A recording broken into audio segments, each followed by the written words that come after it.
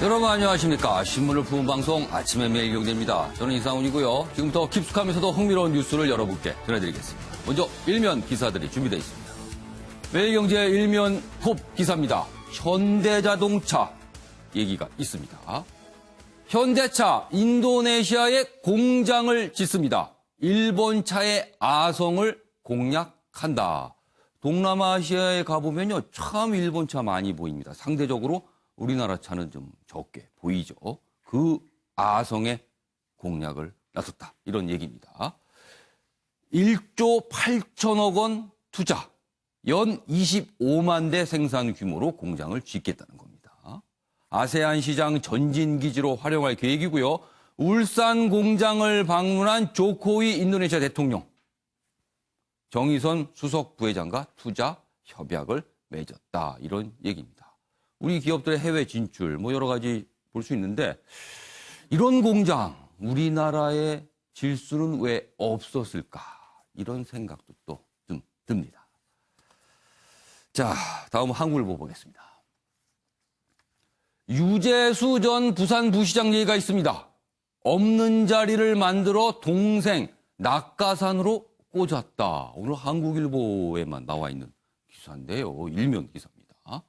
검찰이 영장에 혐의를 적시했다. 오늘 영장 실질 심사를 오늘 오전에 받을 예정입니다. 금융위 간부 때 감독받던 회사가 세운 업체에서 원포인트 채용 이런 정황이 있다고 합니다. 지금 이제 검찰의 수사 내용을 소개하고 있어요. 유 씨 부시장 때도 금품 수수 의혹이다. 그리고요, 이게 사실은 좀 더 커질 수가 있어요. 청와대 감찰무마 관련 수사 조국 윗선으로 확대되는 것 아니냐, 이런 얘기 오늘 보도에 참 많이 나오고 있습니다. 백원우 전 민정비서관 조사 가능성이 있다는 얘기도 실려 있습니다. 자, 다음은 중앙일보 보겠습니다. 서울 한남 3구역 입찰 무효다. 충격에 빠진 재개발 시장입니다.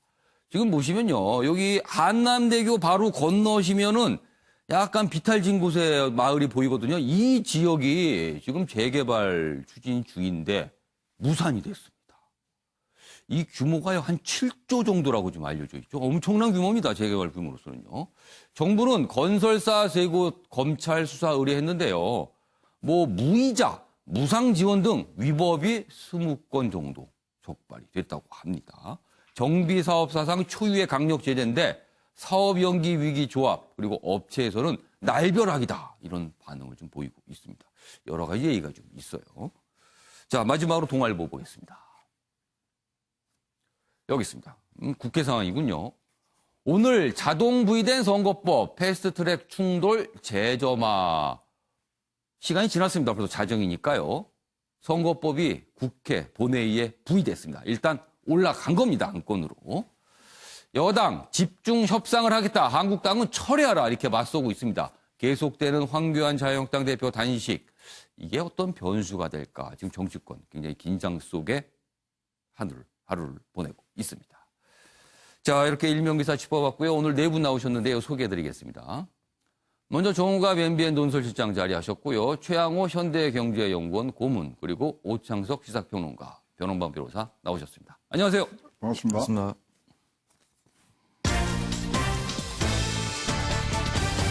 오늘 다룰 주요 이슈들을 정리한 아침을 여는 키워드 4가지 준비되어 있습니다. 첫 번째 키워드 이쪽 화면 봐주시죠.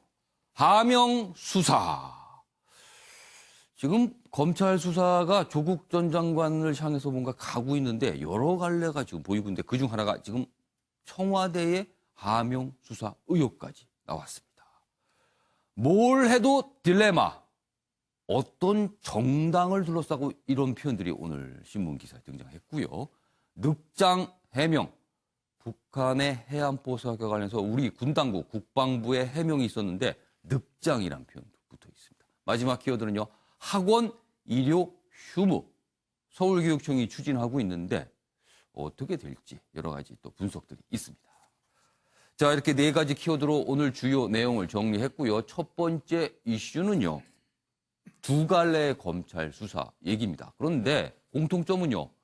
조국 전 법무장관을 향하고 있는 것이 아니냐. 지금 이런 얘기가 나오고 있습니다. 첫 번째 기사입니다. 청와대 특감 발언 줄 소환, 조국 윗선 향하는 유재수 수사다. 자, 유재수 전 부산 부시장.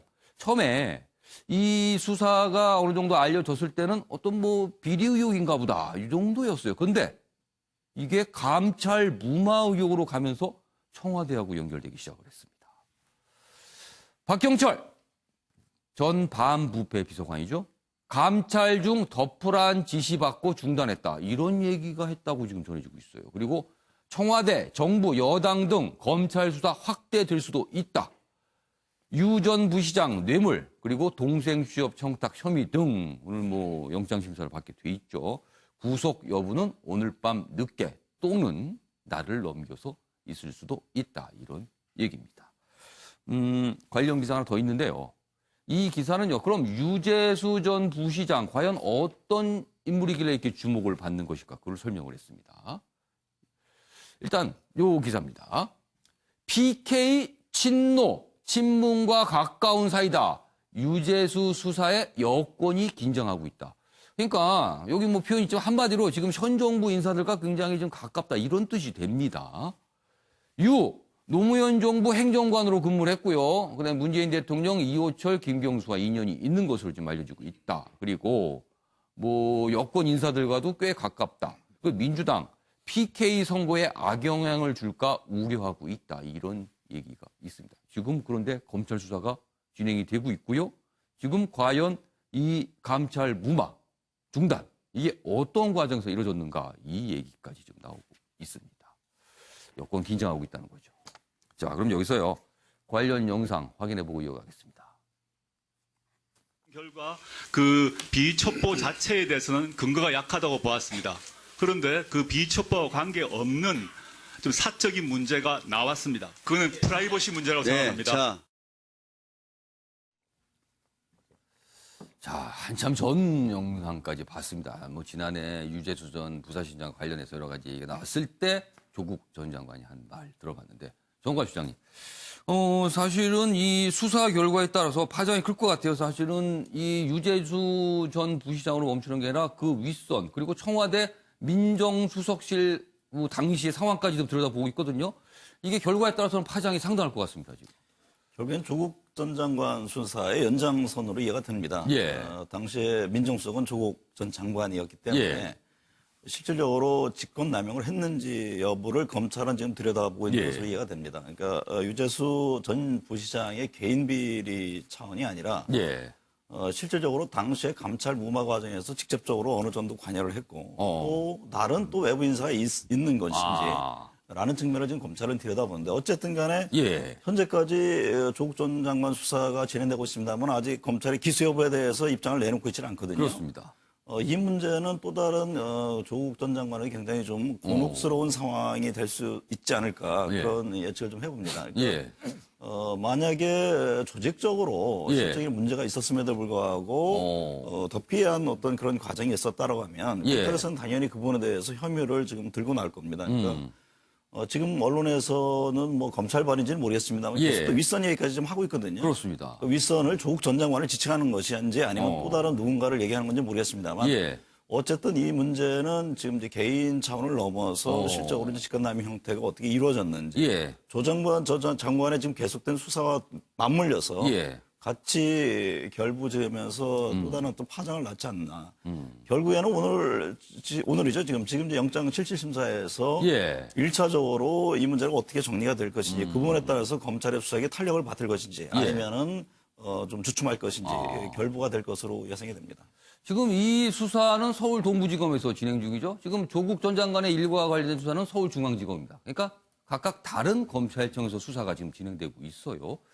자, 최양호 고문님. 그동안 조국 전 장관 관련돼서는 주로 일가와 관련된 어떤 의혹에 대한 수사였잖아요. 근데 이거는 좀 차원이 좀 다른 것 같아요. 이거는 어떻게 보면은 지금 현 정부, 청와대 아니면 여권 쪽과 관련될 수 있거든요. 이거는 글쎄요. 어떤 강도면에서는 좀 다를 것 같습니다. 이건 휘발성이 굉장히 높죠. 그다음에 뭐 역대 정권에서 봤을 때 3년째 항상 뭐 이상한 게이트들이 시작되면서 좀 뭐 이 뭐 동력이 이제 무너지는 부분들을 우리가 봤기 때문에 예. 그런 염려가 굉장히 되고요. 예. 사실 사건이 시작되는 과정들을 지금 나온 얘기들만 종합해 보면 일단 이제 혐의점을 본 다음에 특별감찰 반원끼리 예. 네 명이서 의논을 해서 이거는 보고를 해야 되겠다. 그래서 윗선을 타서 보고를 했다는 거죠. 예. 그리고 내려온 얘기가 그럼 수사해라.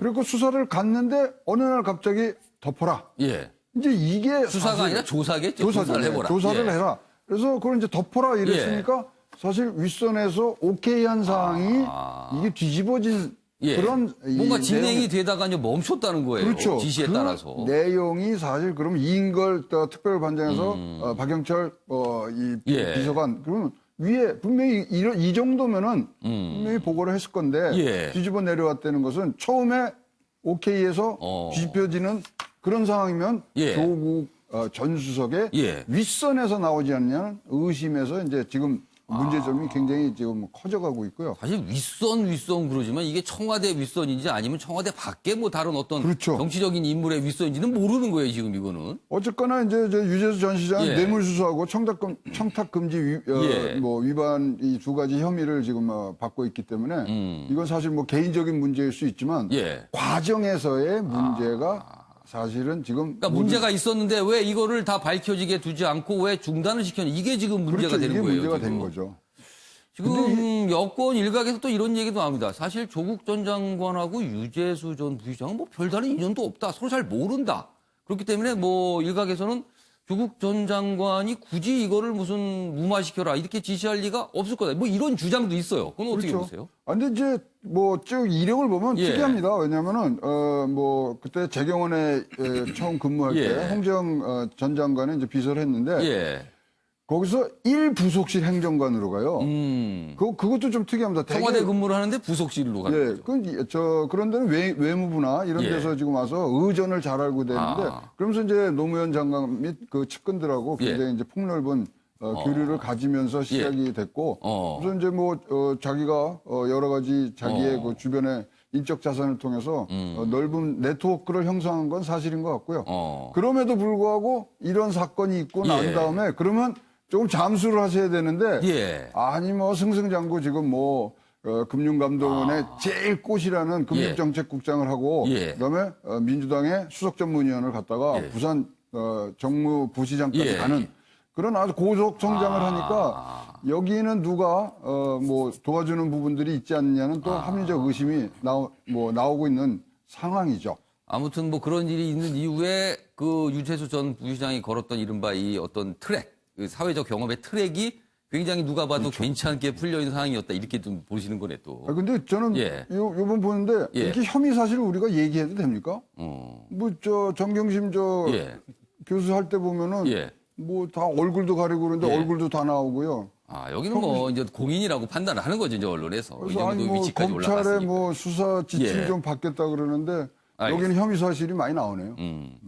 일단 오늘 꽤 많은 신문들이 뭔가 윗선 이런 표현을 쓰면서 지금 이 수사 상황을 전하고 있습니다. 자, 이번에는요. 다른 갈래의 수사인데요. 역시 조국 전 장관을 향하고 있는 것이 아닌가 이렇게 보이는 내용들이 있습니다. 다음 기사입니다. 선거 전에 울산시장 수사는 청와대의 하명. 이렇게 조선일보 일면 기사입니다. 당시 울산시장은 한국당 소속의 김기현 전 시장이었습니다. 조국 민정수석실 첩보 수집 대상도 아닌 그러니까 자치단체장, 광역자치단체장 정보를 경찰에 넘겨 그리고 김기현 후보 확정된 날 전격 수사. 근데 선거 후에 관련자 3명 모두 무혐의. 검찰도 무혐의 처분됐어요. 경찰 수사가 이루어졌는데. 그래서 여기 보면 청와대 하명 의혹이다. 이렇게 좀 제목을 달고 있습니다. 이것도 또 다른 갈래입니다. 근데 그 당시 청와대 민정수석실이 조국 민정수석이었거든요. 다음 기사입니다. 보시죠. 황운하 전 울산경찰청장 당시 이제 수사와 관련된 이제 수사를 어떻게 뭐 이끌었다고 보는 거죠. 조국 민정수석실에서 첩보받고 김기현 당시 울산시장 수사했다는 의혹이다. 이렇게 제목이 되어 있습니다. 중앙지검 청와대 개입 여부 수사 선거법 위반 직권남용 가능성이다. 황운하 지금 이 상황에 대해서 검찰의 정치 탄압이다. 또 이렇게 반발하면서 비판하고 있습니다. 또 갈래 수사인데 여기서 이제 조국 전 장관의 이름이 등장을 하고 있어요. 자, 이와 관련 저희가 뭐 영상을 좀 보여드리고 싶은데 딱히 뭐 마땅한 영상이 없습니다. 상황 기사만 좀 자세히 소개해 드렸는데 이 얘기는 오창석 평론가와 변호사 두 분께 좀 질문을 드릴게요. 사실 여기에는 좀 이름이 나오지 않았습니다만은 이 선거가 사실 김기현 후보가 이제 낙선을 하고 지금 현 시장인 송철호 울산시장이 당선을 했어요. 근데 이 기사가 이제 주목받는 이유가 송철호 울산시장이 여권과 굉장히 긴밀하고 가까운 사이다. 그래서 지금 이 상황이 또 주목을 받고 있거든요. 이 수사도 이게 결과에 따라서 만만치 않게 또 파장이 갈 것 같아요, 지금. 일단 기본적으로 이제 김기현 전 시장 같은 경우는 예. 2017년 측근 예. 이제 레미콘 업체 선정 특혜 비리를 예. 받았었죠. 예. 여기에 대해서 이제 저는 이제 조선일보의 헤드라인이 예. 조금은 가혹한 것이 아닌가라는 생각이 드는데 그럼 굉장히 강하게 달았어요. 네, 청의 하명이다라고 했는데 이건 아직 확실하게 나온 약간 것이 좀 아니에요. 제 기사 제목이 좀 단정적으로 썼죠. 네. 그러니까 지금 아직까지는 여러 가지 의혹입니다. 지금. 그렇죠. 이렇게 본문에도 보면은 예. 법조계에 따르면이라고 나와 예, 있습니다. 예. 이 법조계가 누구를 대표하는 것인지 어떤 법조인인지 아직 예, 알 수 없는 예. 상황인데요. 예. 사실 이 사건에 대해서는 검찰이 굉장히 좋아하고 물고 뜯기 좋아하는 사안이라고 저는 봅니다. 아. 왜냐하면 여러 가지가 지금 섞여 있거든요. 예. 일단 기본적으로 야당에서 예. 여당으로 바뀐 판이고요. 두 번째는 조국 민정수석실에서 예. 이 첩보를 가져왔었다. 예. 결국 지금 검찰이 그림을 그려놓고 조국 전 장관에 대한 수사를 강하게 하고 있는데 예. 여기에도 역시 조국 장관이 개입되어 있다라는 것이 하나 포인트이고 또 하나가 오늘 있습니다. 소개드린 기사들이 다 그런 방향으로 지금 가고 있어요. 그렇죠. 그 청와대 윗선이란 것이 결국은 민정수석 당시의 조국이냐,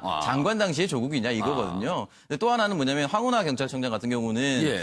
지금 검찰 내에서 수사구조개혁단장이 예. 있습니다. 그리고 2016년에는 강신명 경찰청장 당시에 예. 이 검경 수사권 조정에 있어서 강신명 총장이 조금 나약한 모습을 보이자 정권의 푸들이다라는 이런 강한 발언을 내뱉었습니다. 그래서 이제 경찰 윤리로 이거 제재를 하느냐 마느냐 이런 예. 상황까지 갔었거든요. 예. 그러니까 검찰 권력을 빼앗아가려는 사람, 그리고 현 정권에 대한 강한 의지가 있는 사람, 조국 장관 이 세 가지가 다 겹쳐져 있기 때문에 아마 검찰 입장에서는 아마 아주 강하게 수사에 들어갈 것 같고요. 이게 분명히 물론 만약에 예. 청와대에서 첩보가 흘러나갔다면 수사를 해야 되는 건 당연한 것입니다. 예. 물론 이제 현재 상황까지는 아직까지는 아무것도 알 수 예. 없고 일단 의혹 상황입니다. 그렇죠. 지금 수사 시작 진행 단계일 중입니다, 것이다. 지금. 요 정도까지만 해석할 수 있을 것 자, 같습니다. 오창석 시사평론가 얘기를 들어보니까 검찰이 어떤 약간 정치적인 어떤 의도, 목적이 좀 있어 보인다. 이런 해석을 지금 해 주신 거예요. 네. 자, 변원범 변호사는 지금 이 상황, 검찰 수사 어떻게 보십니까? 일단 사실만을 놓고 판단을 해야겠죠. 각종 예. 의혹이라든가 검찰과 경찰의 수사권 조정에 대한 문제를 가지고 예. 어떤 의도를 보기보다는 일단 드러난 사실만 놓고 얘기를 하는 것이 맞지 않을까 싶습니다. 예. 과거에는 국정원의 정치 개입이 주된 이슈가 됐었다면 최근에는 국정원의 이제 IO들을 폐지하면서 예. 국정원의 이제 그런 정보 활동이 제한되니까 오히려 예. 이제 그 기능을 청와대 민정수석실에서 일정 부분 담당을 했었고 그러다 보니까 청와대 민정수석실에서의 수사 개입이라든가 수사 제보 같은 그런 좀 현황들이 많이 나오고 있는 것 같습니다. 어쨌든 유죄수건이든 그다음에 이번에 이제 예. 김기현 시장에 대한 수사권, 예, 울산시장. 울산시장에 예. 대한 것이건 결과적으로는 지금 청와대에 관련돼 있다라는 사실이 나오고 있고 거기서 수사를 할 필요가 있을 것 같고요. 예. 거기서 다른 억측을 갖다기보다는 일단 예. 검찰에서는 철저히 함구를 하고 있습니다. 피의사실 검토 문제 때문에. 예. 그리고 이제 그 문제에서는 이제 수사를 해 보는데 예. 관련된 정황을 놓고 볼 때는 전혀 무관하다고 보기는 좀 곤란한 상황이겠죠. 예, 일단은 철저한 수사가 필요하지 않으실까 싶은 생각이 들고 있고요. 예. 이거에 대해서 단순히 어떤 의혹을 가지고 색안경을 끼고 보기보다는 천천히 기다리는 게 낫지 않겠습니까? 그리고 결국 김기현 전 울산시장에 대한 수사는 무혐의로 다 종결이 돼버렸다는 것이 사실입니다. 예. 그리고 오히려 관련된 수사에서 일부 경찰이 지나치게 수사에 개입을 했다 해서 그 경찰이 기소가 돼서 예. 내년 1월 10일 선고를 앞두고 있는 상황입니다. 과연 이 객관적인 사실을 놓고 봤을 때 이것이 예. 그렇게 무리한 업칙으로 봐야 할 것인지 아. 아니면 현재 경찰 수사자가 검찰에서 다시 9개월 동안 맹수해 보니까 결국 김기현 전 울산시장의 수사는 무혐의다. 아무런 문제가 없었던 것이다. 예. 그 당시에 무리가 있었고 재판부에서도 그 당시에 무리한 수사로 인해서 당초 15% 이상 앞서가던 김기현 시장이 결국 낙선하지 않았느냐. 이것을 본다면 상당히 그 선고에 큰 영향을 미쳤다라는 거. 그런 사실들을 놓고 봐야 되지 않을까 싶네요. 자, 검찰 수사. 지금까지는 조국 전 장관의 일가와 관련된, 어떻게 말하면 집안과 관련된 여러 가지 상황에 대한 수사였는데 지금은 그게 아니라 지금 현 정부 또는 여권까지 파장이 아주 강하게 갈 수 있는 수사로 뭔가 좀 퍼지고 있습니다. 정치적 해석 가능할 수도 있고요. 그러나 중요한 거는 정확히 항상 사실입니다. 사실. 문제점이 무엇이었는지 그 부분에 대한 관심 계속 쏠릴 것으로 보입니다. 알겠습니다. 이번에는요, 정치권 소식으로 좀 넘어가 보겠습니다. 황교안 대표의 단식 일주일 넘어갔습니다. 그와 관련된 또 국회 사항도 같이 맞물려 있고요. 먼저 첫 번째 기사입니다. 매일경제입니다. 황교안 단식 일주일 넘어갔습니다. 유승민 바른미래당 의원, 이른바 이제 그 바른미래당 나의 이제 그 안에서 신당을 추진하는 변혁 대표를 맡았었죠. 지금은 이제 그만뒀지만요. 어제 그 단식 현장을 찾았습니다. 유승민, 선거법 그리고 공수처법 함께 막자 이런 얘기를 합니다. 단식 그만두시고 국회로 가서 이걸 막읍시다 이렇게 얘기를 한 겁니다. 자, 그러나 황교안 대표 단식이 이어지고 있어요. 여기 보시면 건강 상태가 급격히 악화됐다. 말 거의 못하고 고개만 끄덕. 어젯밤에 한국당 지도부가 그 청와대 앞에 이 단식 현장에서 긴급 회의를 갖고 병원으로 이걸 강제로라도 좀 이송을 해야 되는 것이냐 말하든가 이런 얘기가 있었는데 아직까지는 그런 이송은 되지 않고 있지만 일단 건강 상태 굉장히 안 좋다고 지금 알려져 있어요. 그리고요, 이런 가운데 오늘 이후 선거법 본회의 부의 지난 자정 부의됐습니다. 지금 여야 극한 충돌 긴장감이 고조되고 있다 이렇게 돼 있습니다. 황교안 대표는 지금 청와대 앞에서 단식 투쟁을 하고 있지만 국회 상황과 맞물려 있습니다. 분명. 그리고 일단 선거법과 관련된 상황, 뭔가 극한 대치, 조짐이 보이고 있습니다. 지금 이게 태풍의 눈일까요? 아니면 진짜 어떤 타협이 이루어지는 걸까요? 자, 그럼 여기서요, 관련 영상 먼저 확인해 보고 이어가겠습니다. 이쪽이십니다.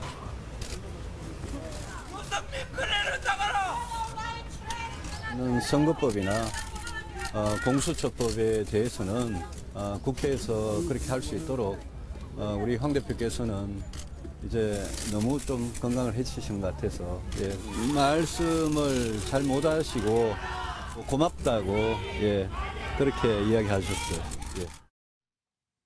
네, 뭐 청와대 앞에 촌막이 쳐져 있고 옆에서 뭐 지지자 또는 반대자들 뭐 고성도 들리고 합니다.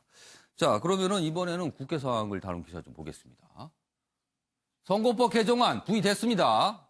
그러니까 부의라는 거는요, 본회의에 일단 안건으로 올라간 겁니다. 이제 상정을 해야 이제 표결에 들어가는 건데 아직 그 단계까지는 가지 않았습니다.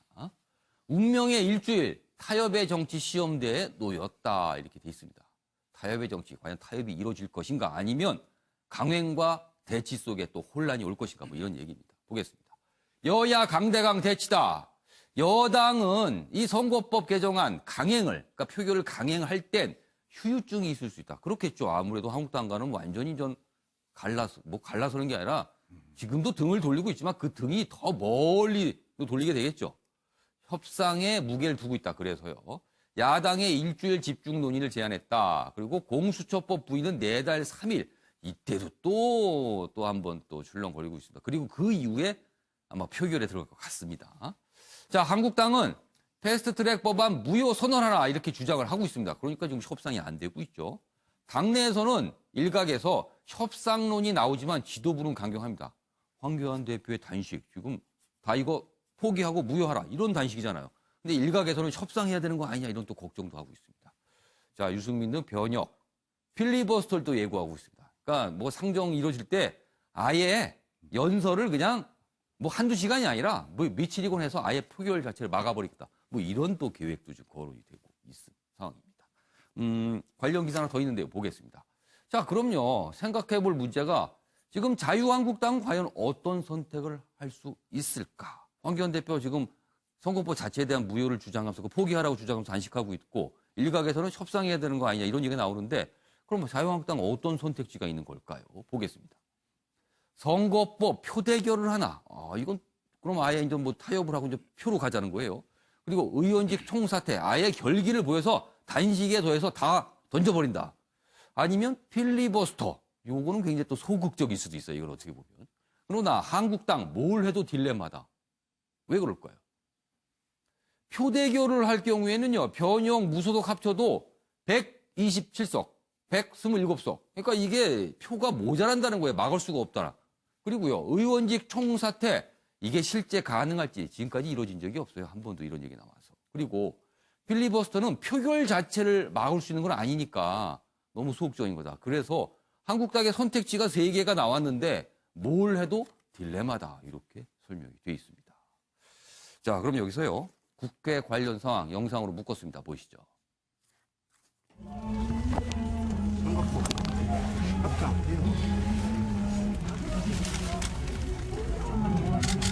내가 보니까 협상을 하면은 다른 입장이 나옵니다. 5단계까지 불법을 획책한 여당과 일부 야당이 이번에는 6번째 불법을 저지르려고 합니다. 도대체 이 불법 다단계 폭거를 언제쯤 멈추고 의회 민주주의로 돌아올 것입니까? 다시 한번 정확히 말씀드립니다. 연동형 비례제 선거법 27일 부의는 불법 부의이며 그 부의는 무효입니다. 저희들 뭐 합의되지 않은 선거법을 국회가 통과시키는 그런 일은 결코 있을 수 없다라는 점을 아주 초기부터 분명히 해왔기 때문에 어떤 형태로든 합의되지 않은 선거법을 통과를 만약 시키려고 민주당과 민주당 이중대 정당들이 그렇게 획책을 하면 저희들이 필리버스터를 뭐 해서라도 하여튼 끝까지 막아보겠다는 의지를 밝힌 거고요. 검경 수사권 조정도다. 그것을 민주당과 협의를 해서 통과시켜주고 연동형 비례대표제 만약 그것까지 강행 처리하면 우리는 총선 거부를 해야 하는 그런 상황이 옵니다. 문재인 대통령은 차베스가 될 겁니다. 자, 자유한국당 지도부는 일단 선거법 절대 안 돼. 패스트트랙에 올라간 법안 절대 안 돼. 이겁니다. 그런데 유승민 의원은 어떤 대안을 제시했죠? 필리버스터가 방법이 될 수 있다. 그리고 홍준표 전 대표는요. 공수처법 이거는 좀 해주고 선거법 이걸 막자. 하나는 주고 하나는 막자. 이런 대안들 제시했어요. 자, 한국당에 계신 변함보 변호사. 네. 자유한국당 뭐 이 상황을 타개할 어떤 출구 전략이 지금 필요할 때입니다. 어떤 선택 가능합니까? 현재로서는 그러니까 황교안 대표의 단식이라든가 황교안 대표의 그 선택 자체가 기존 정치인 업법과는 상당히 많이 좀 다릅니다. 그러니까 만약 기존 정치인의 단식이었다고 한다면 지소미아 종료가 유예가 되면서 아마 충분한 명분을 얻었으니까 거기서 단식을 중단을 했을 것이었고 물론 그 이전에 아마 단식을 선택하지는 않았었겠죠. 근데 황교안 대표의 선택 자체가 기존 정치인 업법과는 좀 다른 이제 독자적인 하냐 본인의 의지에 따른 선택을 하기 때문에 추구 전략에 있어서도 이제 기존 정치인 업법으로 본다면 사실 퇴로를 봉쇄하고 스스로 돌아올 수 없는 다리를 건너신 상황이시거든요. 그러다 보니까 이제 기존의 정치인들 눈으로 봤을 때는 도저히 어떤 탈출 전략이 보이지 않는다라는 생각이 들고 출구 전략이 없을 수 있다 이런 지적이 나와요. 반대로 이제 황교안 대표는 그야말로 목숨을 걸겠다는 것이 당연히 단순한 정책 수사가 아니라 이대로 정말 어떤 큰 상을 맞더라도 안 되는 건 안 되는 거다라는 본인의 의지를 지금 극도로 지금 강하게 표출하고 있는 것으로 보여집니다. 그러니까 결국 이 상황이 지속되면은 어쨌든 여당이든 야당이든 입장에서 결국에는 대통령께서 뭐 여당에서도 야당과 전혀 협상을 하지 않는 모습을 계속 보이는 것도 사실일 수밖에 없을 것 같고요. 물론 이제 이해찬 대표도 어떤 협상을 해보자라고 얘기는 하겠지만 상대방이 받아들일 수 있는 수를 제시를 해야만 협상이 가능한 건데 현재로서는 전혀 양보할 수 없는 수만 가지고 협상을 하자고 하니까 결국 협상이 없는 상태가 되고 있는 것 같습니다. 그러니까 황교안 대표는 하고 있어요, 그냥. 본인의 이제 단식을 통해서 극단적인 갈등 상황을 노출을 하면서 어떤 돌파구를 찾으려고 하는 것이 아니냐. 그러니까 본인만의 어떤 탈출 전략을 마련하고 있는 것이 아닌가 싶은 생각이 듭니다. 변호만 변호사께 질문 드렸는데 지금 계속 다른 얘기를 길게 하셨어요. 변호만 변호사가 개인적으로 보셨을 때는 지금 어떤 것이 해법이 될 수 있다고 보세요? 해법이라고 한다면 사실 민주당 내부에서도 물론 다른 당 상황이니까 자세히 알지는 못하겠지만 지역구 의석을 줄이는 거에 있어서는 민주당에서도 상당한 좀 반발이 있는 것으로 알고 있습니다. 아마 부담이 있는 의원들이 있을 거예요. 그렇죠. 사실 지역구 의석 한 석 줄이는 게 엄청나게 힘들다고 얘기들을 많이 하시는데 결국에는 그러면은 뭐 260대 40에서 지역구 의석을 거의 손대지 않고 비례를 아마 어떤 조정하는 식으로 협상안이 나오지 않을까 싶은 생각이 들긴 하는데 그것은 아마 막후에서 원내대표들이 좀 더 정치력을 발휘해야 될 상황이 아닐까 싶네요. 그러니까 지금 선거법을 조금 수정을 해서 뭐 그런 데 되면 그건 타협의 여지가 있지 않겠냐 이렇게 보시는 거네요. 그럼 또 다른 또 이 규모가 작은 야당들이 또 엄청나게 또 반발할 것 같아요. 이게 뭐 연동형이냐, 연동형 안 된다 또 이렇게 반발할 것 같아서 이것도 또 쉽지 않은 문제 같습니다. 최영호 고문께서 보시기에는 자유한국당 어떤 선택을 할 수 있을 것 같아요? 지금 이제 중요한 그 시간들을 몇 개 좀 먼저 짚고 가겠습니다. 12월 3일 날 이제 예산이 통과가 되고요. 12월 9일 날 정기국회가 종료가 됩니다. 그다음에 12월 17일이 예. 이 변수인데 예. 예비 후보들 등록일입니다. 어. 그러니까 12월 17일 전에 선거법이라는 게임의 룰이 정해져야 되는 부분들이 있거든요. 시기상으로 그러네요. 네. 그렇다면은 지금 뭐 예. 한 보름 정도, 한 20일 정도 남은 사이에 예. 해결할 수 있는 방법을 이제 찾아내야 되는 거죠. 예. 어쨌든 간에. 예. 그렇다면 지금 뭐 아까 한 5가지를 얘기를 하셨어요. 표결하는 거, 뭐 예, 총사 때. 이것이 이제 절충하고 연합하고 몇 가지는 돼야 되죠. 지금은 일단은 벌써 분위기는 동물국회로 갈 것 같은 이 분위기가 있지 않습니까? 예. 왜냐면 지금 뭐 황교안 대표가 예. 뒤에서 쥐배로 딱 난 목숨 걸었는데 예. 이런 식으로 되시면은 뭐 다른 얘기를 하기가 좀 어렵잖아요. 어렵죠. 그러면 뭐 이거를 뭐 이 조금 연동형 비례제를 예. 늘리자 이런 뭐 세부적인 얘기를 예. 할 수 없는 분위기니까 거기다 패스트트랙 무효하라 그러는데 예. 그게 들어줄 수 있는 얘기들을 뭐 하셔야지 예. 그것이 협의가 되는 부분들이 되는데 지금 뭐 이 소위 말하는 뭐 예. 전략적인 아주 하나의 예. 이런 뭐 안들이 예. 지금 좀 부재한 상황이기 때문에 저쪽하고도 얘기가 굉장히 어렵습니다만은 예. 어쨌거나 지금 원내대표의 예. 활약이 지금 가장 필요한 상황입니다.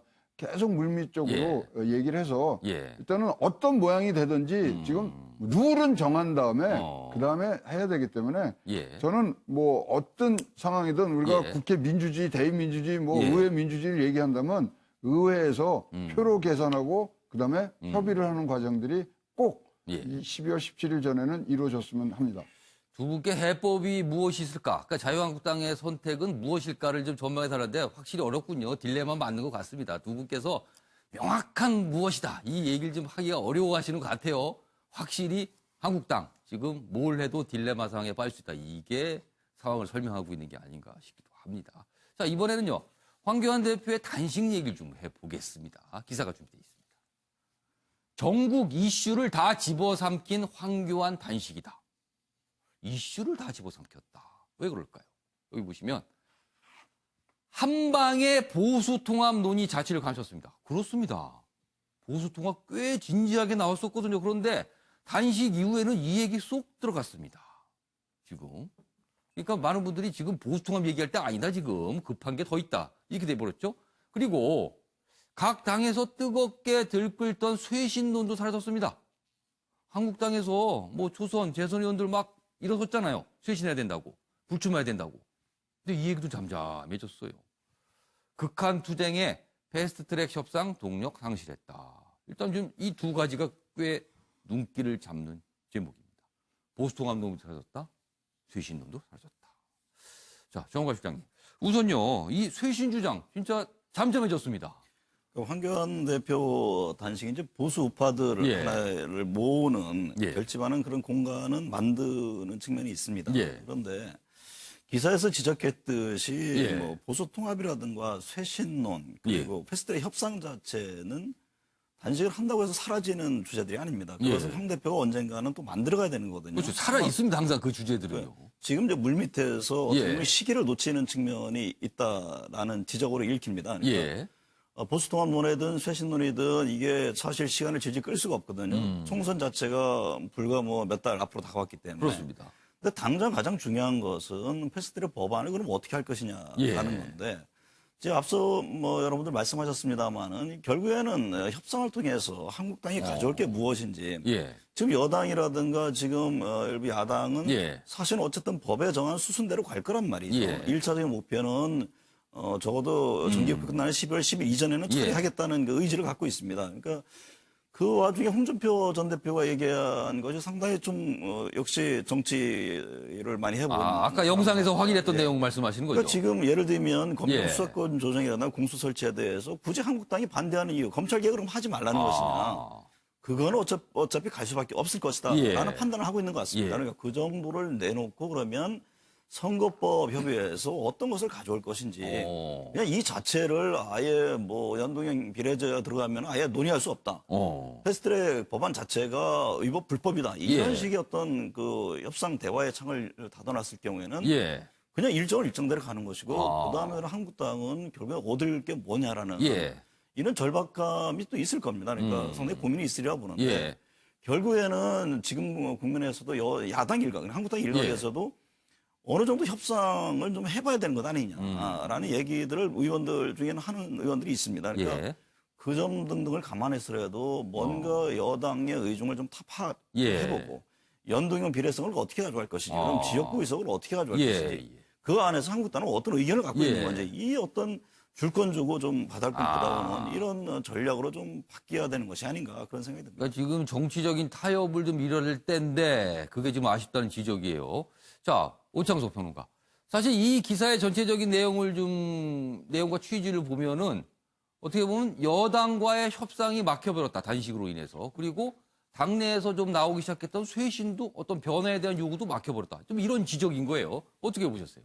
일단 그 황교안 대표 단식에 대해서 코리아 리서치에서 조사를 했는데 국민들 1,4명이 대답을 했습니다. 67%가 공감하지 않는다라는 얘기를 부정적인 인식이 많은 거네요. 그렇죠. 근데 나머지 분들은 공감한다는 것이었는데요. 그 공감한다는 퍼센트가 지금 현재 자유한국당의 지지율과 거의 흡사합니다. 그러니까 코어층 이상의 그 중도층까지는 잡지 못하는 현실이거든요. 그러니까 지지자들은 공감하지만 지지하지 않는 분들은 좀 이거는 좀 납득하기 어렵다 이렇게 보신다는 거네요. 네, 좀 안타까운 것이 저는 진보와 보수 양날개로 날아야 된다고 생각하는데 김세현 의원이 불출마 선언까지 하면서 지금 용기 있게 얘기를 던졌거든요. 근데 그 쇄신론이 전부 사라져 버렸습니다. 이 모든 것이 황교안 세 글자에게 다 모이게 만들었는데요. 저 역시 그 홍준표 대표가 던졌던 그 말에 좀 주목해 볼 필요가 있다고 생각합니다. 홍준표 대표도 대선 후보 때도 공수처 설치를 반대했습니다. 혼자만 반대했어요. 공수처 설치 반대했는데 지금 공수처 받자. 검경 수사권 받아주자. 다만 선거제는 안 된다. 이렇게 얘기를 했거든요. 근데 여기에 포인트가 있는 것이 이 황교안 대표와 홍준표 대표는 자유한국당 중심으로 보수제 질서를 원합니다. 근데 지금 연동형 비례대표제가 만약에 통과될 경우에 3%에 주목할 필요가 있습니다. 3%만 받으면 이 준연동형 비례대표제 체제에서는요 4.5석이 나오거든요. 근데 반올림을 하면 5석이 나옵니다. 그러니까 지금 현재 무슨 뭐 보수 성향의 무소속 의원들은 자유한국당을 따라갈 것이다 이렇게 얘기하는데요. 알 수 없습니다. 지금 중앙선거관리위원회에 등록된 정당만 34개. 그렇습니다. 신당 창당 준비하는 것만 11개입니다. 그러면은 이 3%만 얻으면 굳이 자유한국당, 굳이 바른미래당 3%만 넘게 되면은 의원이 될 수 있다라는 거잖아요. 그렇죠. 5석 얻어요. 그러니까 굳이 큰 당에 갈 필요가 없습니다. 굽힐 필요가 없거든요. 당대당 통합 어렵게 안 해도 됩니다. 그렇기 때문에 여기 상황에서는 남아있는 보수를 어떻게 끌고 갈 것인가에 대한 고민을 해야 되는데 그 부분이 굉장히 좀 부족해 보입니다. 자, 지금 뭔가 이게 타협의 여지가 없을까 이런 걸 좀 모색하는 목소리들이 있잖아요. 그런데 황교안 대표가 단식을 하면서 내건 게 3가지가 있었어요. 지소미아 종료 이걸 포기해라. 근데 이거 끝났습니다. 이 사안은. 그 남은 2가지가 선거법과 공수처 이거 포기하라는 거거든요. 그런데 홍준표 전 대표는 공수처는 주고 선거법만 막도록 하자. 과연 타협의 여지가 있을지 어떨지 모르겠습니다. 그래서 지금 많은 신문들이 오늘 향후 일주일 굉장히 중요한 시기가 오고 있다. 이렇게 분석하고 있습니다. 이번에는요. 다음 기사 넘어가 보겠는데요. 북한의 해안포 사격. 참 뒷말이 많습니다. 이게 뭐 뒷북 설명이다. 뭐 늑장 해명이다. 뭐 여러 가지 표현들이 나오고 있어요. 지금 보겠습니다. 자, 우리 국방부의 입장이 조금씩 날짜별로 소개가 돼 있는데 먼저 지난 25일입니다. 북한이 서해상에서 이게 좀 남북 군사합의 위반이 돼버렸죠. 그 상황 자체가. 그 해안포 사격에 대해서 날짜 확인은 안 된다고 얘기했어요. 그러더니 26일 하루 지났습니다. 어제입니다. 23일 포격으로 파악했다. 이렇게 된 겁니다. 북한 도발 은폐 의혹 증폭되고 있다. 그러니까 뭔가 알고 있었는데 자꾸 얘기 안 하려고 그러는 거 아니냐라는 거죠. 지금 이 지적이. 북한 연평도 도발 9주년의 포사격 23일입니다. 지금 포사격이 있었던 거는. 국방부 보도 이후에 시인했다. 당초 포격 사실도 북한 보도 후 공개했다. 여론악화 우려의 숨기기 의혹 아니냐 이렇게 된 거예요. 그런데 앞서서도요.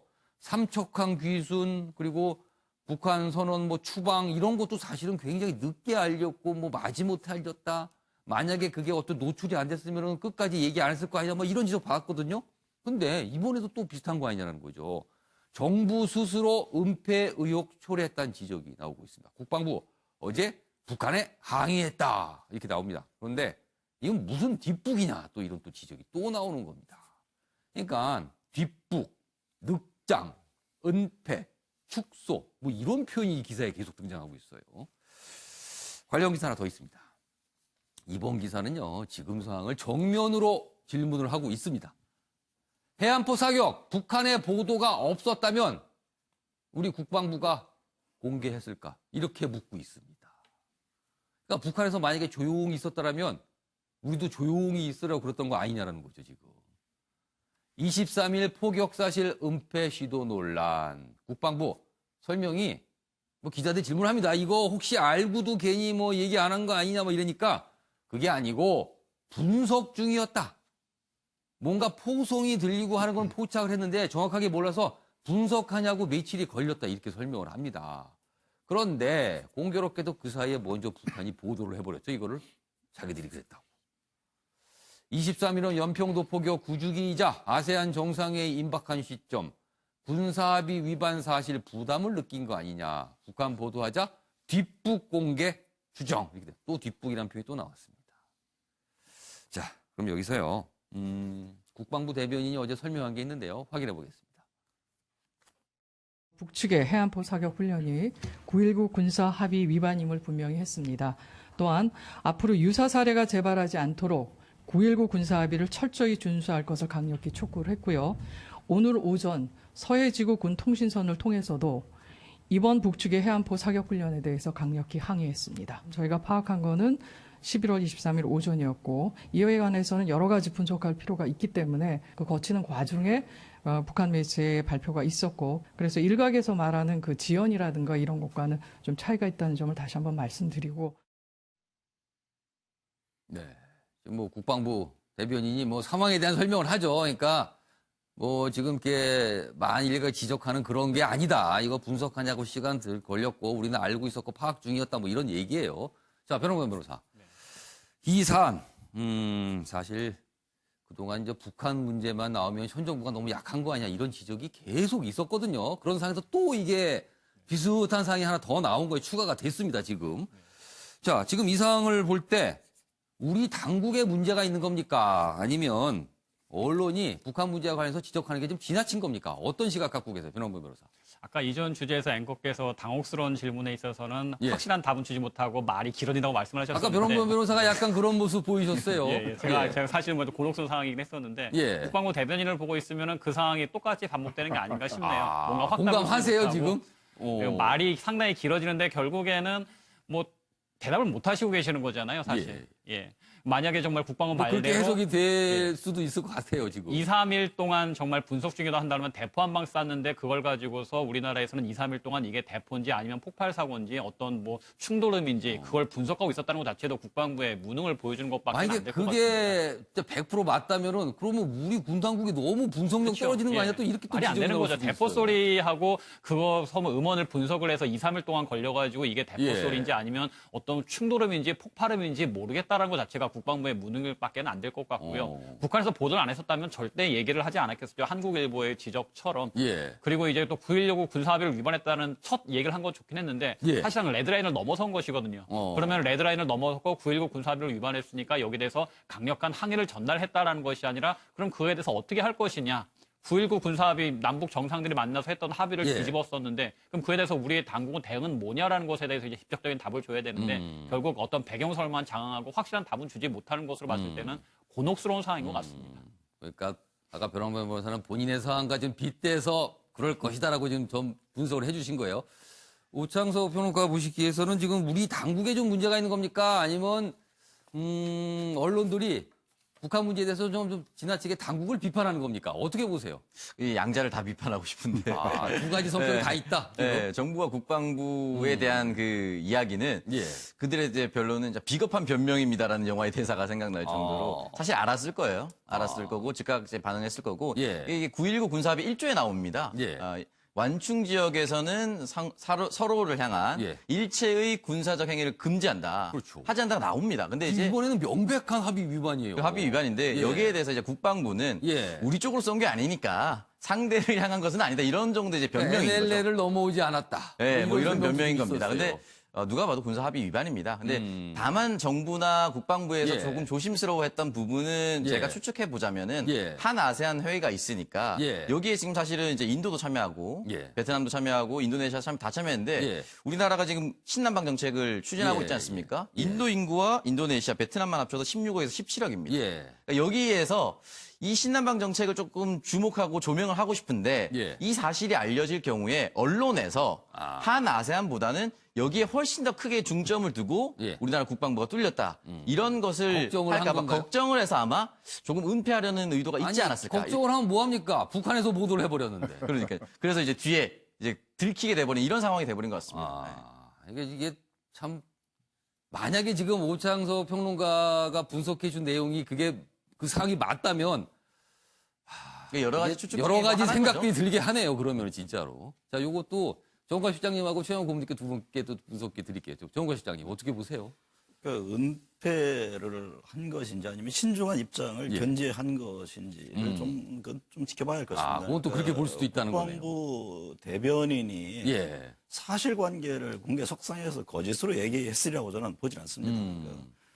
다만 예를 들어서 군이 뭐 신중하게 파악을 하기 위해서 시간이 좀 지연됐다라는 예. 입장을 내놓고 있는데 우리의 그 대응 능력이 그 정도인 것인지 아니면은 좀 부족했던 것인지 이 점에 대해서는 예. 뭐 지적을 피할 수 없다고 봅니다. 예. 그러니까 아무리 남북 관계 속에 예. 대화 분위기가 있어도 군이 예. 해야 될 일은 명확히 해야 되는 거거든요. 철통 뭐 안보 태세를 갖춰야 된다라는 점인데 그건 뭐 국방부 장관도 누차 얘기를 했던 부분입니다. 그 점에 대해서 미흡했다라면 그 지적을 피할 수 없는데 예. 신중한 접근 속에 나온 것이라면 예. 저는 뭐 군의 입장도 어느 정도 좀 이해를 해줄 필요가 있지 않나. 그러니까 사실은 우리의 군입니다. 우리의 군인데 여러 가지 이유 추측성을 가지고 지나치게 예. 흔드는 것이 과연 바람직하냐라는 그런 측면도 한번 볼 필요가 있다. 저는 그렇게 이해를 하고 싶습니다. 알겠습니다.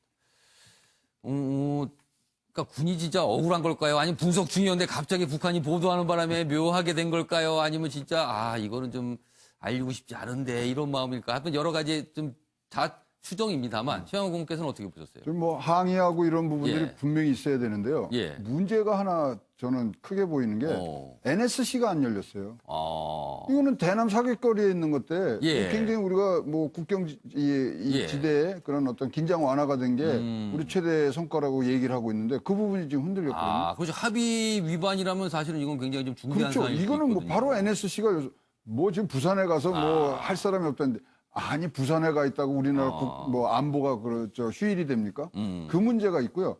그다음에 이제 이 문제를 저는 이번에 하나 아세안에서 한번 뭐 기탄 없이 얘기를 해도 괜찮은 그런 의제라고 생각합니다. 지금 온 열 나라가 다 북한하고 외교 관계가 있어요. 예. 왜냐 1995년도에 예. 동남아시아에 예. 비핵화 이 협력 지대라 해서 거기는 비핵화를 만든 아세안이거든요. 예. 한반도 비핵화 얘기 굉장히 좋은 그런 기회였는데 그런 기회가 이런 거로 해서 또 더욱 붉어질 수 있었던 그런 좋은 기회를 좀 날린 것 같은 기분이 들어서 찝찝합니다. 자, 오늘까지 이어지는 한 아세안 뭐 특별 정상회의, 오늘은 뭐 메콩강 국가들과 뭐 이루어지는데요. 사실 뭐 북한 관련 얘기가 좀 있긴 있었는데 최영원 고문님께서 좀 더 강하게 비핵화 그리고 북한에 대해서 뭔가 메시지를 주는 이런 게 좀 있었으면 하는 아쉬움을 좀 말씀해 주셨네요. 알겠습니다. 이번에는 경제 분야 기사로 좀 넘어가 보겠는데요. 한남동에 있었습니다. 한남동 이 재개발 지역. 이게 좀 무산이 된 셈이 됐어요. 보겠습니다. 아까 일명기사 때 잠시 소개해 드렸는데 그 얘기의 연장선입니다. 뛰는 집값, 칼 뺀 정부, 한남 3구역 재개발, 입찰 무효 이렇게 돼 있습니다.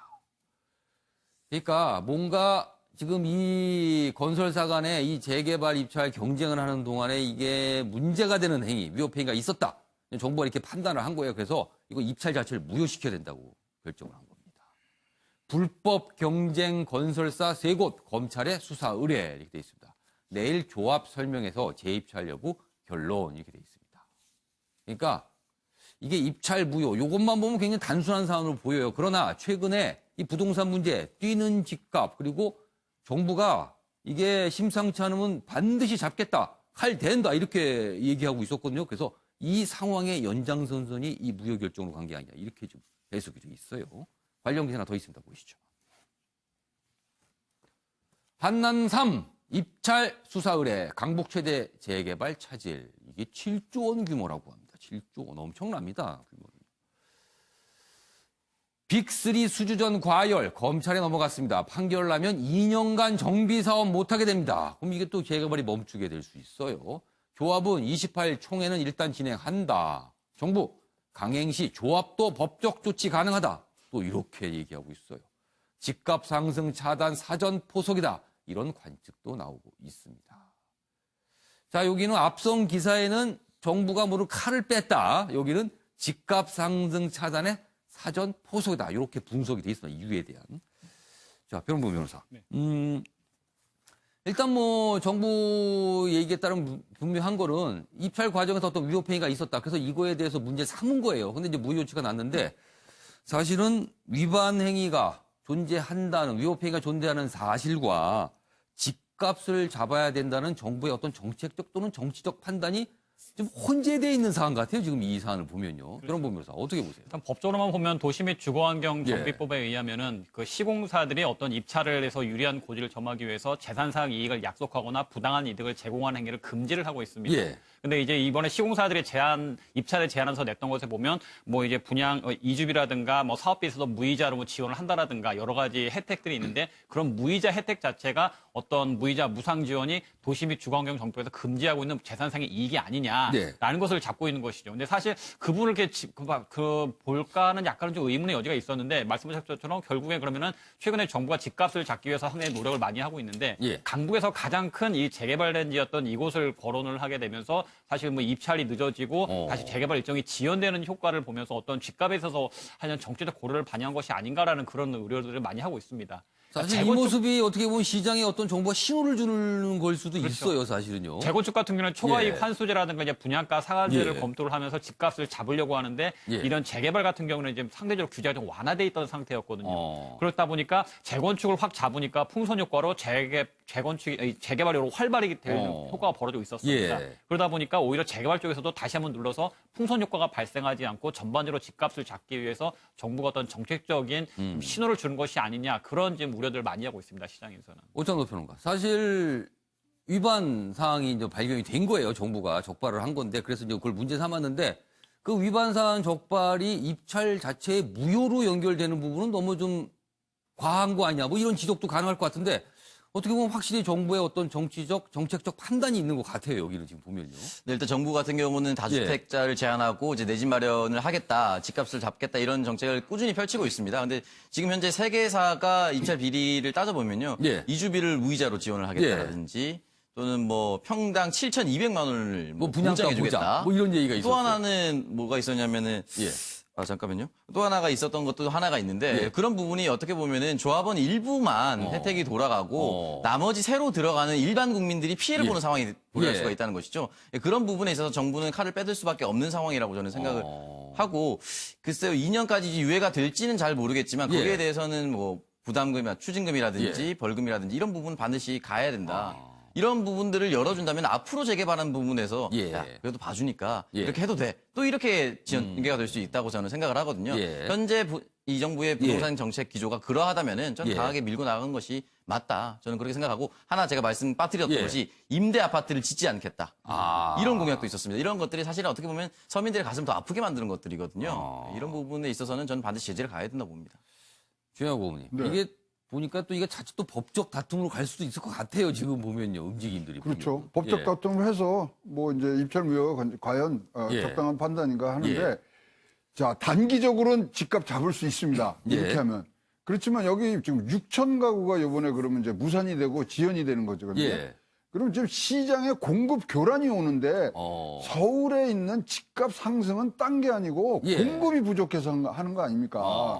그러니까 지금 너무 단기적인 시한으로만 이걸 봐서 이렇게 진짜로 7조라는 또 경기 부양 효과도 있을 수 있는 부분들까지 다 그거를 뒷전에 주고 뭐 단지 집값 오르는 것만 뭐 몇 달, 이거 분명히 몇 달밖에 못 잡습니다.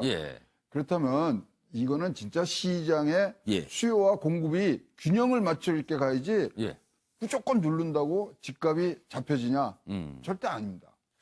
얼마 전에 문재인 대통령이 부동산으로 경기 부양 정책 쓰지 않겠다 이렇게 얘기했잖아요. 뭐 그런 맥락하고 또 연결된 것 같아요. 이거 좀 무산돼도 우리 이런 정책 쓰지 않겠다. 뭐 이런 또 맥락도 일으키기도 하는데요. 신규는 안 하더라도 이런 재개발은 예. 분명히 새로운 공급에 굉장히 좋은 공급처거든요. 그렇기 때문에 그 뭐 경기 부양뿐만 예. 아니라 뭐 지금 할 수 있는 것들은 다 해야 되고 예. 옛날에 이제 대통령께서 얘기하시는 예. 대규모 토목 사업 이런 그런 건설업으로 하지를 않겠다 그랬지. 예. 지금 안정적인 뭐 주거 환경을 제공하는 부분에 있어서 예. 재건축 재개발 이거 누르면 서울시는 올라갈 수밖에 없습니다.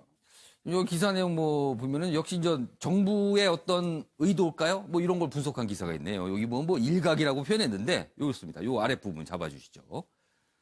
정부가 정비 사업이 서울 집값 상승을 견인하는 불쏘시개가 되고 있다고 보고 이를 억누르려는 의도로 개입했다는 지적이 나오고 있다. 그러니까 어떻게든 강력하게 집값을 잡겠다. 뭐 이런 게 지금 읽힌다는 거예요. 아무튼 뭐 이게 뭐 워낙 규모가 큰 사업에서 주목을 받았는데 이게 이제 사실상 무산될 가능성이 커져 버렸으니까 여러 가지 얘기가 좀 나올 것 같습니다. 알겠습니다. 자, 이번에는요. 역시 뭐 사회 분야 기사라고 할 수 있는데요. 학원 얘기입니다. 학원이요. 우리나라는 참 사교육이 많습니다. 그리고 강남 어떤 지역에 가면은요. 학원이 엄청나죠. 그 일대는 그냥 모든 건물에 다 학원이 있습니다. 그 관련된 내용입니다. 보겠습니다. 학원 일요 휴무 강제 하나. 지금 서울시 교육청과 관련된 얘기인데요. 여기 있습니다. 서울시 교육청이 이제 공론화 추진위원회를 꾸려서 요 학원을 일요일 날 운영 못하게.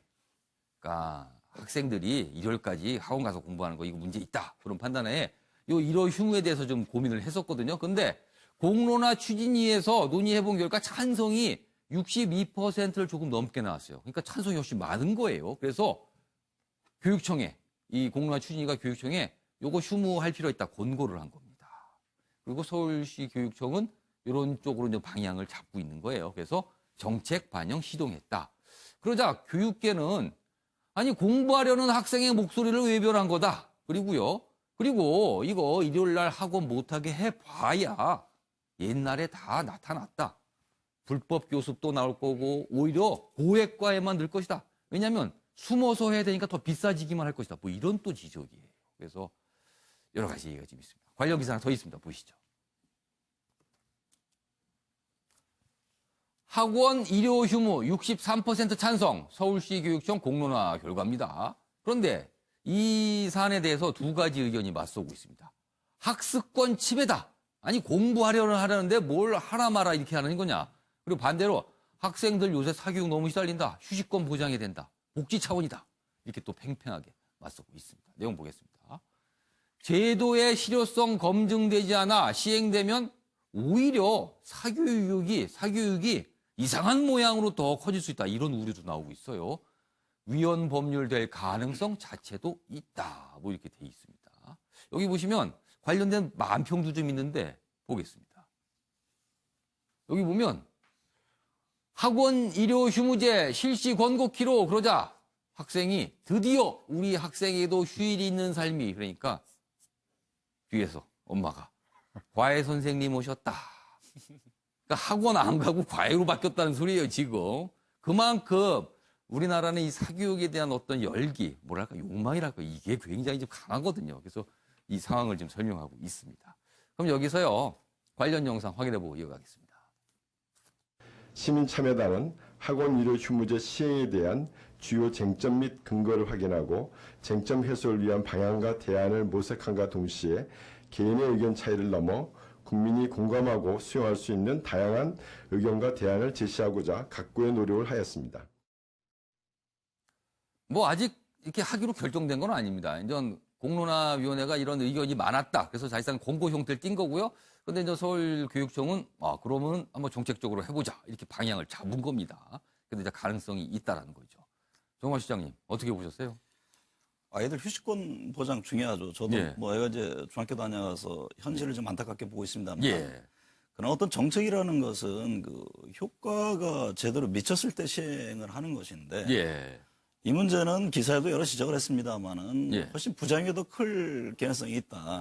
그러니까 예를 들면 예. 뭐 주말에 안 한다 그러면 주중에 시간을 늘린다든지 아니면 지금 해당 지역이 또 서울이란 말이죠. 그렇죠. 서울입니다. 주변 지역으로 또 옮길 수도 있는 것이고 또 과외 문제가 생길 수도 있고. 그러면 수도권으로 넘어갑니까 이게 또? 그러니까 제가 보건데 이 정책의 효과를 발휘하기가 굉장히 어렵고 오히려 부작용이 더 커질 것으로 보여져요. 예. 사실은 교육 문제는 뭐 숱하게 얘기합니다만 근원적인 방안의 해결인 거죠. 그러니까 현재 입시제도라든가 뭐 소위 공교육이 정상화되지 않는 상황에서 예. 뭐 정부가 아무런 대책을 내놓는다고 해서 시장을 과연 따라갈 수 있겠느냐라는 예. 거죠. 그러니까 공교육이 좀 제대로 되면은 굳이 학원 뭐 이런 고민을 할 필요도 없을 것이고. 예. 그다음에 입시제도가 좀 바뀌어서 그렇게 지나친 과열이 예. 필요 없어지면은 당연히 안 할 텐데. 예. 현재는 그대로 두고 다른 부분을 뭐 또 미봉책 형태로 다 건드렸을 경우에는 예.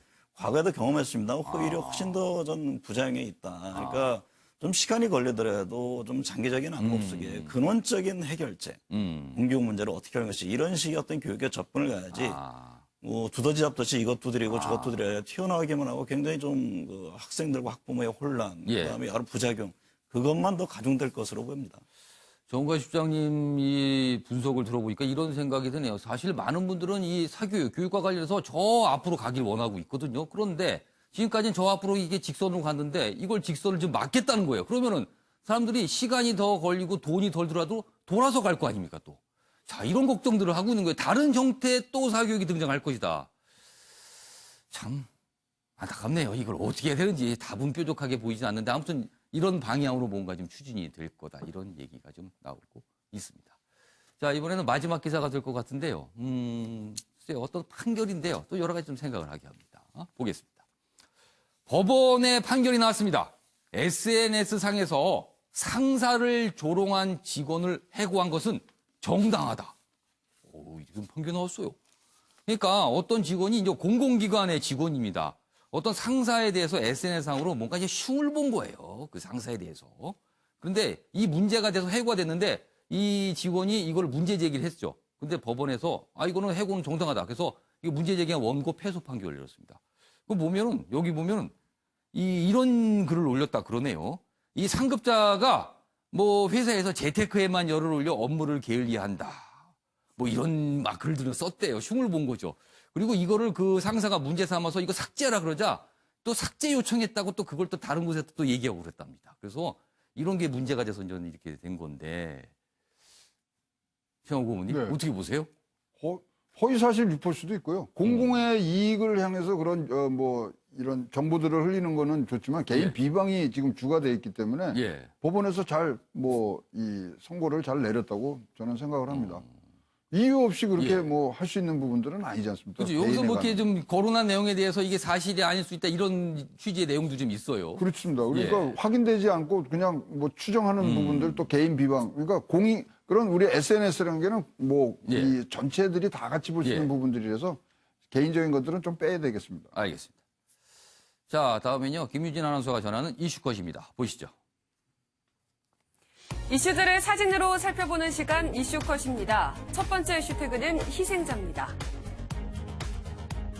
줄 위에 걸린 동물 인형들. 현지 시간 25일 국제 여성폭력 추방의 날을 맞아 온두라스에서 살해된 여성들을 기리는 의미를 담아 인형들을 내걸었습니다. 이곳에선 지난 15년 동안 약 6천여 명의 여성이 살해됐다는데요. 부디 15년 후엔 이런 추모 행사가 열리지 않아도 되길 바라겠습니다.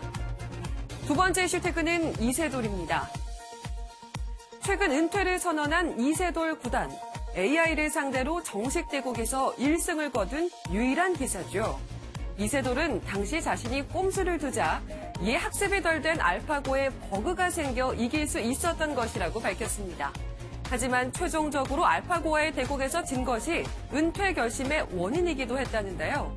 또 그는 한간의 정치 입문설에 대해 가족들과 시간을 보낼 것이라며 선을 그었습니다.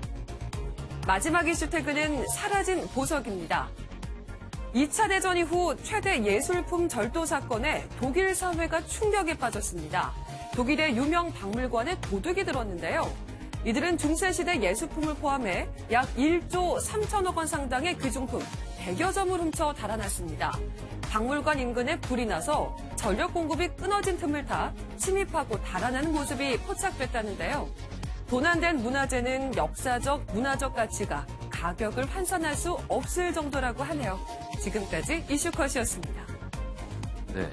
바둑과 관련해서는 꼼수는 AI가 따라갈 수 없는 인간의 능력이 되는 셈이 돼버린 것 같네요. 아침의 매일 경제 오늘은 여기까지입니다. 시청해주신 여러분 고맙습니다.